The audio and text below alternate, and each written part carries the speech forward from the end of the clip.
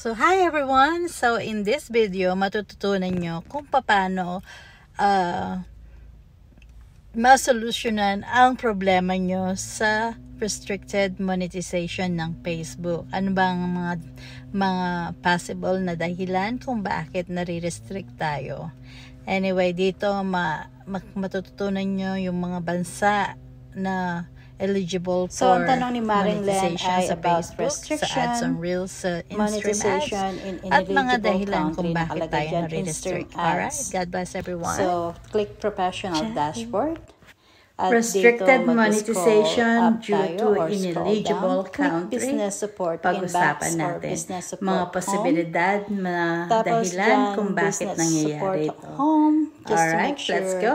And then from here, Maring Len. type Hi, nyo lang Maring ang Len. keyword I miss na you, woman. restricted monetization. Anyway, ito ay para So, kay Maring Len. gusto kong ginagamit na ang rin sa business kanya. support Maraming home pong for any salamat. questioning.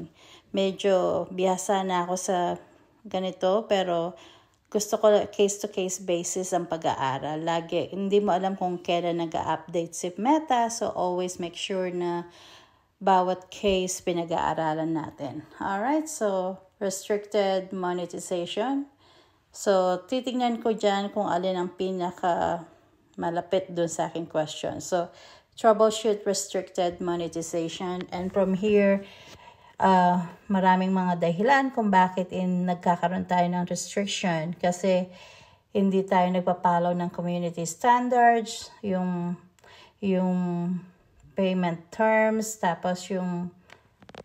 tapos dun sa security system, you make sure na you meet the two-factor authenticity kasi para maging verify ang inyong account.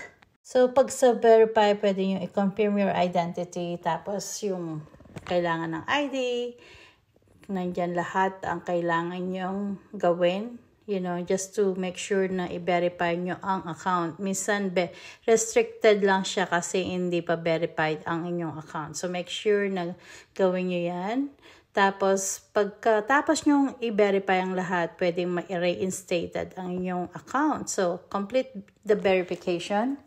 So, dito, just follow along all that instruction there. Kailangan mong yung email associated sa account mo, tapos pakita ka ng ID, tapos yung payment method terms, dapat naka-follow ka rin dyan. And then, so, kadalasan, pag meron tayong restriction kasi hindi pa verify yung account natin or yung country natin.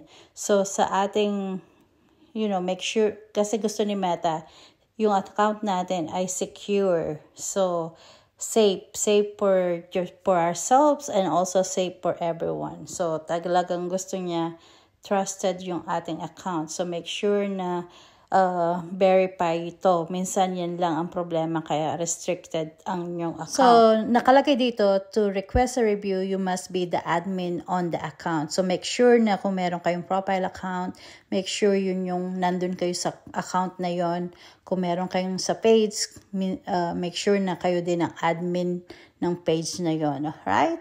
At once na verify nyo na inyong account, nagawa nyo na yung dapat nyong gawin, so, we click submitting an appeal. So, dito kayo magsasubmit ng inyong appeal.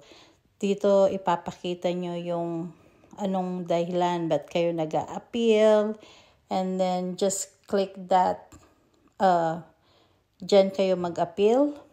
And then, syempre, alam nyo kung partner or yung content. At according dun sa restriction ni Maring Len, hindi siya sumusunod sa partner monetization policy. So, ano nga ba to? Pag-usapan natin ulit na tutorial ko na to dati, pero dapat sumusunod daw siya sa advertising policy, sa content monetization policy, partner monetization, advertising policy, at saka sa payment terms. Siyempre, yung para tayo sweldohan, dapat sumusunod tayo sa payment terms ni Meta. So, ano-ano nga ba ang mga prohibited formats ni Meta? Yung mga content policy. Yun ay isa. Ayan, katulad yan. Dapat sumunod tayo. Prohibited formats is no static videos, no to static image polls, slideshows of images, looping videos, tech montages, embedded ads, prohibited is no engagement bait. And then, debated social issue, bawal pag-usapan ang edad, ang race, kung anong ethnicity mo, ang inyong, nakakalabo ng mata to. Religion, tragedy, or conflict, bawal pag-usapan ang kamatayan, physical injury, yung illness, kahit na anong pagbubugbog, yung mga emotional abuse, property damage, yung mga sunog, ganyan, bawal yan. Substance abuse, bawal din yan. Mga pagbabanta, yung mga trafficking, thefts, vandalism, lahat yan. So, basahin nyo lang sexual or suggestive activity. Of course, bawal ang nudity, bawal ang walang saplot. Sa mga lalaki, bawal po ang nakahubad. Na ano na yan dati na strong language, syempre bawal ang pagmumura, no hate speech, yung anything na hindi maganda, wag nyo na lang gawin. Tapos yung mga bawal, yung mga explicit content, syempre yung mga wounds, yung mga sugat, infections, bodily fluid, dugo, ganyan. Tapos, yung mga decay, infestations, prohibited categories are misinformation, misleading medical information. Huwag magsasalita ng mga gamot na nakakagaling na hindi naman kayo doktor. So, anything na hindi naman tayo, wala tayong karapatan, huwag nyo na lang gawin. So, eto naman pag-usapan natin ang limited originality kasi pwede rin itong maging dahilan kung bakit na-restrict ang ating account. Alam nyo naman na ang Meta napakahilig sa originality. Dapat original ang ating ginagawa.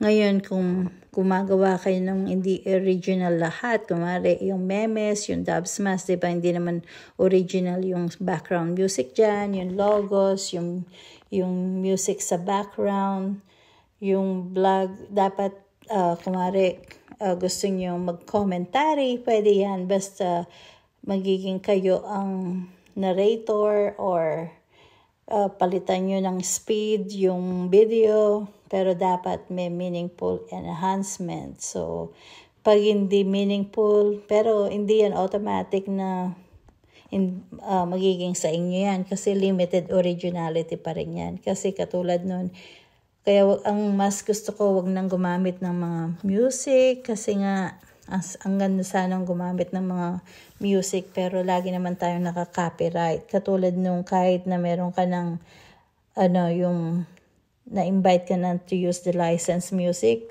pwede ka pa rin magkaroon ng copyright dyan. So, just be aware of that. So, alam mo naman yung mga policy ni Meta, kailangan natin sinusunod. So, yan, this policy can still apply to copyrighted or licensed consent. So hindi ko sinasuggest ang paggamit ng mga limited originality kasi nga pwede ka rin magkaroon ng mga ganyan na limited originality. So, pag feeling nyo, gusto nyo na mag-file an appeal at mali ang pagkaka-restrict sa inyo ni Meta, dito lang kayo mag-appeal. Pero make sure na bago kayo mag-appeal, make sure na gumawa muna kayo ng maraming mga videos na nagpapatunay na gumagawa na kayo ng mga original na video nyo bago kayo mag-appeal. Siyempre, linisin nyo rin yung account nyo. Alisin yung mga limited originality at mga unoriginal nyo na content para bago kayo mag-appeal, ma-approve agad. At tandaan na walang sino man na kaya nyong bayaran para ayusin or alisin ang inyong mga restriction, violation. Only Meta can do that. Sila lang ang mayroong power para alisin ang ating mga violation. Kaya wag kayong magsayang ng pera kahit na sino man na mamangako sa inyo na kaya nilang alisin ang mga violation, restrictions niyo, okay? Si Meta lang ang may karapatan, si Meta lang ang may power na alisin ang ating mga violations sa ating accounts. So, be aware of that. Huwag kayong magsayang ng pera. Salamat! So, pag-appeal ng inyong content monetization, click nyo lang yan. Siyempre, piliin nyo kung anong partner or content. And then, dito, yan, click nyo yung form na yan. And then, eto nga pala ang mga bansang eligible ang in-stream ads or ads on Reels. So, check nyo kung nandyan ang inyong country. So, nandyan ang Argentina, Australia, Austria, Bangladesh, Belgium, Bolivia, Brazil, Canada, Chile, Colombia, Denmark, Dominican Republic, Ecuador, Egypt, El Salvador, Germany, Hong Kong, India, Indonesia, Iraq, Jordan, Malaysia, Mexico, Morocco, South Africa, South Korea, Spain, the Philippines, syempre Turkey, Saudi Arabia, Ukraine, United Arab Emirates, United Kingdom, and of course, where I am, United States. So, pakibasa na lang yung lahat. Salamat!